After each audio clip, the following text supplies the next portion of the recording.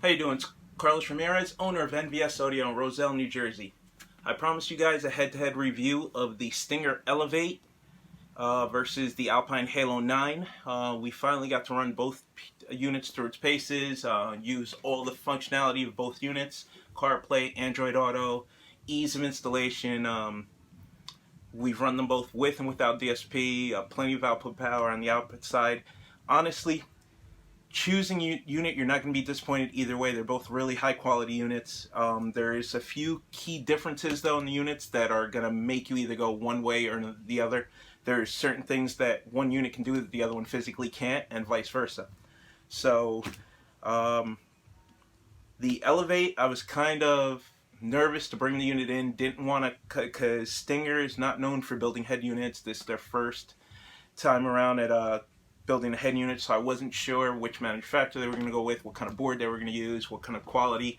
But I talked to Jeff Smith, and there's two things that me and Jeff talked about, and he gave me his advice on both things, and he steered me in the right direction in both. One was the Stinger Elev8, and the other one was the MX amplifiers from Phoenix Gold. He promised me that both units would exceed my expectation. He was right. So with the Elev8, the first thing I was impressed about was the weight of the screen. It didn't feel like cheap plastic, flimsy. It felt like it had a substantial, well-built unit, and it is. The first, I'll name the similarities in the two units. They're both larger screens. Alpine's 9-inch, Stinger's an 8-inch. They're both high-resolution screens. They both have 3 sets of 4-volt RCA, front, rear, and sub. They both have independent front and rear crossovers, so you have your separate crossover for front, rear, and sub. Something that the Alpine does a little bit better is it has basic DSP functions built in, so you can do time alignment, you can do separate filters for each channel and align them individually. You can't do that with the Stinger. Stinger just allows you to pick high pass, front and rear, and low pass for the subwoofer with a 15 band EQ. So if you're not going to use a DSP with the head unit, the Alpine's a little bit better. The Stinger unit has a couple more watts RMS over the Alpine. The Alpine's 16 watts RMS. The Stinger unit is 20 watts RMS. Basically same thing, negligible difference. They both have CarPlay. They both have Android Auto. They both have Cirrus tuner compatibility. The Alpine only has one USB, 1.5 amp. The Elev8 has two 1.5 amp USB. I didn't realize that was such a big deal until the other day. We were doing an install for a client, and he had chosen the Sony XA-V1000. After the install was done, he wanted to run CarPlay through one USB and have his phone plugged in. CarPlay through one USB through his phone and have his music drive plugged into the second USB. So he had to pay the difference and upgrade to the Sony AX5000 because it has dual USBs. So if you're going to use it like that, the fact that the Alpine only has one USB is going to be a problem. Let's see. Now let's get into the differences between the two. So the Alpine has datalink Maestro compatibility. So if you have your heart set on datalink Maestro and you want the car features displayed on the screen, then Alpine's going to have to be the way that you go with this, because Stinger does not offer it yet. I'm sure through the Radio Pro modules they'll be able to offer some features in the future, but as of right now, they can't. Yes, so if datalink Maestro is what you need, you have to go with the Alpine. Stinger does not have these features at the time, so if you wanted to do tire pressure, door and open warnings, check engine, stuff like that, gotta go with the Alpine. They're both Cirrus compatible, both 3 sets of RCAs, both HDMI input. If size of the screen is your only concern, Alpine has a Stinger beat by an inch. So the Alpine is a 9-inch screen, Stinger is an 8-inch screen. But the Alpine is a 9-inch screen with a resolution of 800 by 480. The Stinger is a smaller screen, 8-inch, but it's got a high resolution of 1024 by 600. Now this is where Alpine's advantages end. So Alpine we'll give it 2 points in advantage. Stinger has about 8. So most importantly to us, and this is why we chose to use this unit in our demo car, we have a Sony demo car with 3-way active, 3 amplifiers, and we're using a Hertz H8 DSP which has optical in. The reason we chose the Stinger radio is it allows us the ability to demo CarPlay, Android Auto, and have digital and speaker level input going into the DSP, so we can show the customer the sound quality difference between regular analog and digital. And it's variable, so you don't have to use the knob on the DRC. Volume is controlled from the head unit. So the toslink output, it's 28 kilohertz digital output from the unit. One thing, if you're doing the install, the output comes turned off because most people don't use it, so make sure you read the manual and you go on and turn on the input, or you're not going to get obviously any sound. The Stinger unit has because collision avoidance is huge now, it's the fastest growing category next to power sports audio. So customers are coming in asking for cameras, cameras like the ones that come factory in the Nissan, where right blinker, left blinker, the nav screen's overridden by the camera and you can see what's coming up alongside of you. So it could be done with many aftermarket units, but of course you'd have to add a switcher because most aftermarket units come with one camera input, or some of the higher end units come with two for a front and rear camera input, but then you'd have to add a switcher to split the signal and some sort of trigger device so you do front, rear, left and right, or interior camera.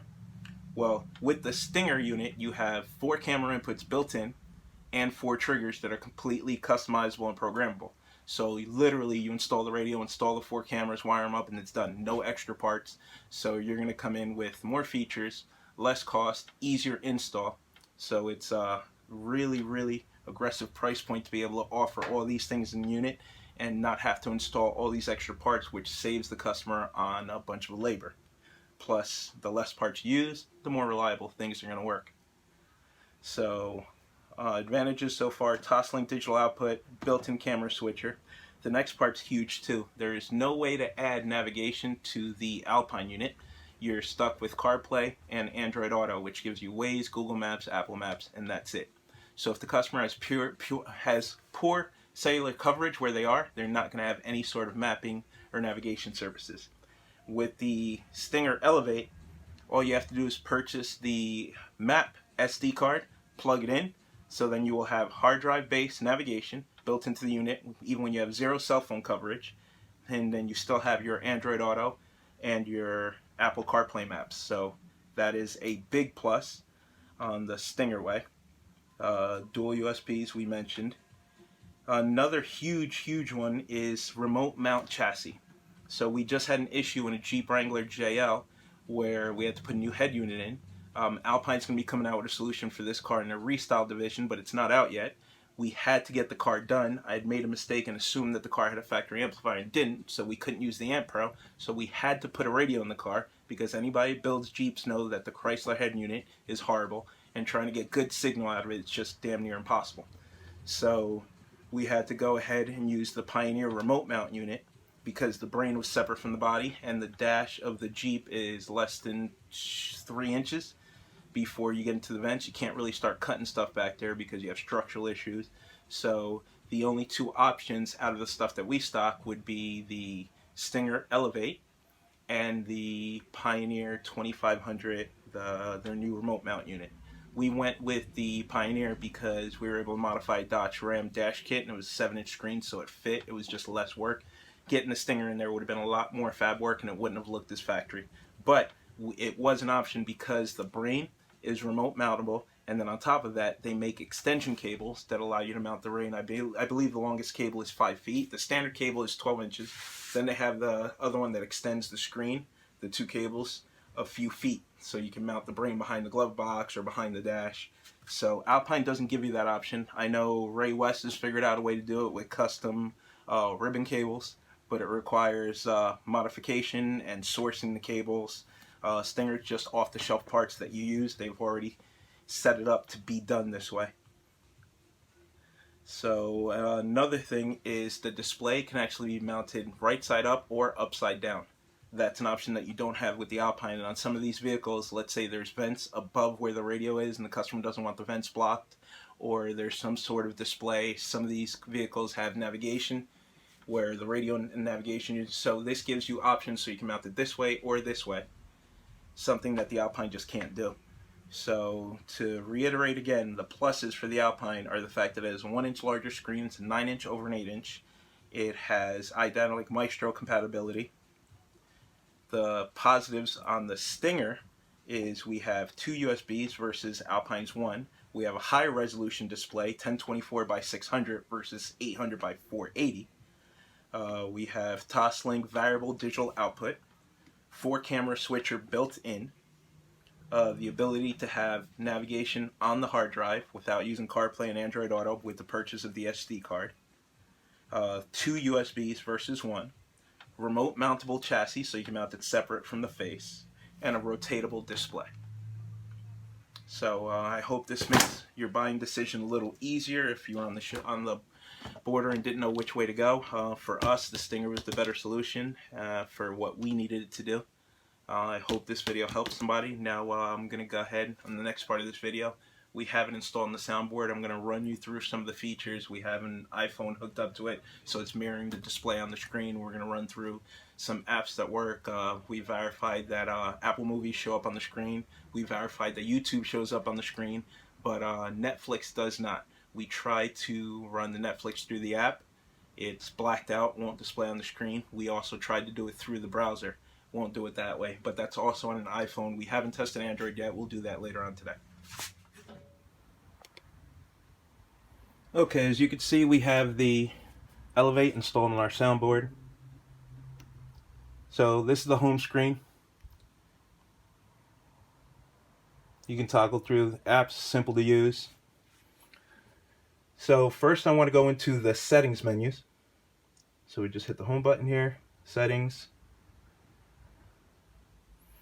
Now as you can see in the main menu, you can set up the beeps, on-screen language, FM. Very second tab is cameras. So you could turn your camera inputs on or off, and then you could select what sort of trigger turns the camera on. Very simple to use. You can edit the name of the camera. This is obviously the reverse camera. You can mute the audio coming from the reverse camera. I mean, it doesn't get any easier than this. You can switch the name of the camera. All built into the hardware. You can change the style of the unit, how it illuminates, add or remove tabs. So we're going to hit the home button again. Now we're going to go into the audio settings. So audio, now audio settings. This is your EQ. Remember I was telling you as basic high pass and low pass crossover. So high pass, 25 Hertz, 40, all the way up to 250. And obviously on the subwoofer you'd expect low pass, all standard stuff. Now sub out, crossover, subwoofer level, and phase. Volume control, this I like. So when you start up the unit, you could select what volume. So if you had it blasting and you turn it back on, it's just going to automatically default to volume 10. You can set that to whatever you want, and it allows you to do it for Bluetooth, for general volume, start volume. Under other, here's the toslink I was talking about. So you have to make sure this is enabled or you're not going to get any volume from the toslink. Wants to know if you're using an internal or external Bluetooth mic. And source gain. So you can level match your Bluetooth auxiliary. This is also very, very, very important. So now we're going to go back to main menu.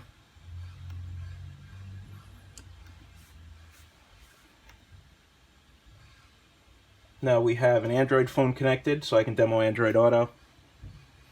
Very simple. It's 95 degrees here at Roselle. Feels like 110.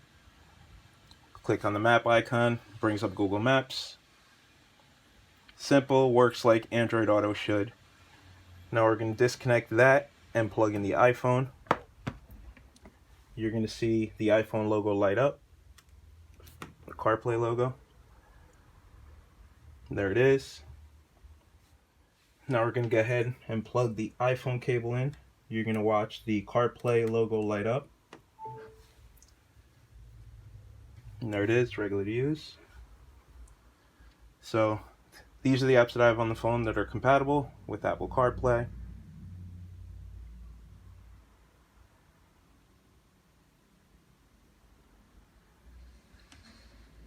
text messages.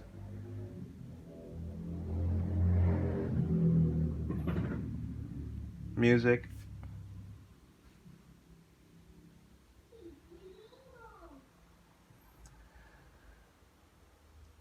Waze, very popular.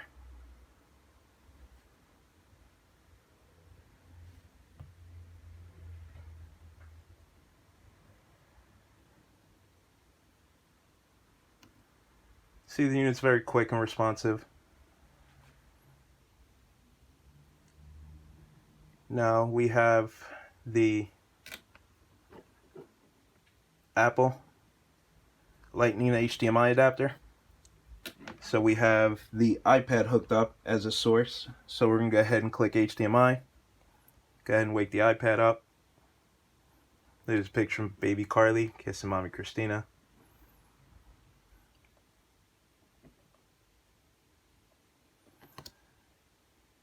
There's daddy and baby Carly. As you can see, it mirrors everything on the screen.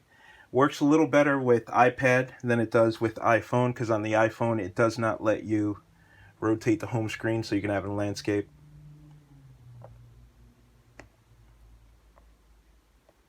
YouTube does work. We've confirmed that YouTube works. Apple videos, any movies you bought from Apple, work. The only thing we could not get to work was Netflix. And we tried Netflix through the app, and we also tried Netflix through the browser. Didn't work either way.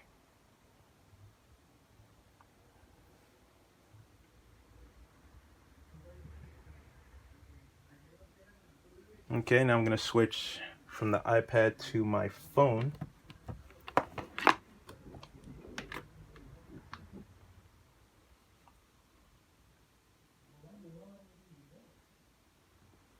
My two daughters.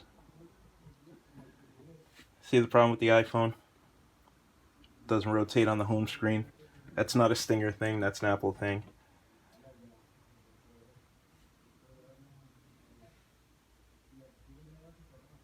Any movies you have stored on your phone, anything you've downloaded from Apple, Netflix doesn't work, but YouTube does work.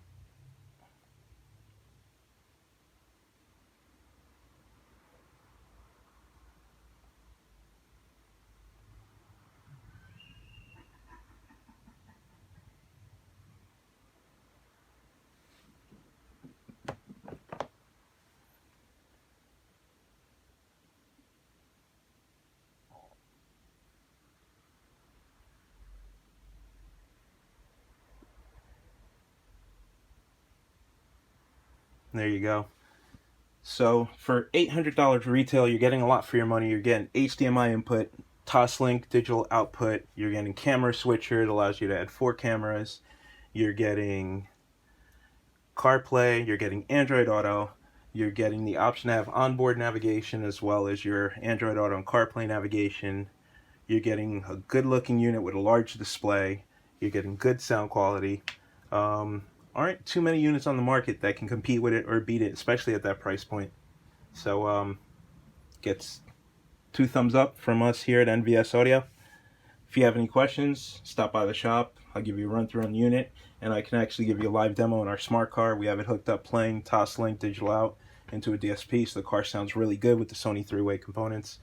I could already see at this price point we're going to be doing a lot of these units because the amount of features that you get for the money is really hard to beat. So thank you for taking time watching this video. Hopefully it was helpful. See you next time.